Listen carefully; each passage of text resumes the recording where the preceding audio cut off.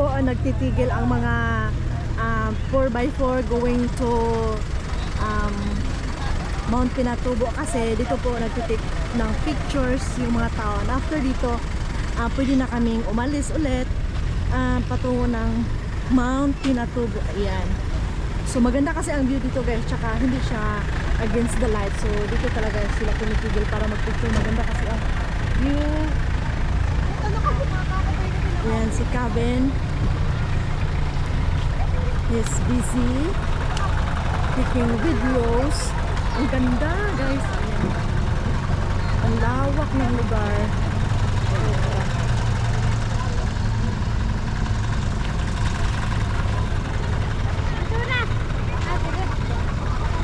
So pupunta tayo doon. Susundan natin siya kung saan siya pupunta. Ayan guys. Yung paggaling kami doon sa bahay, sa location kung saan kami nagmi-meet up,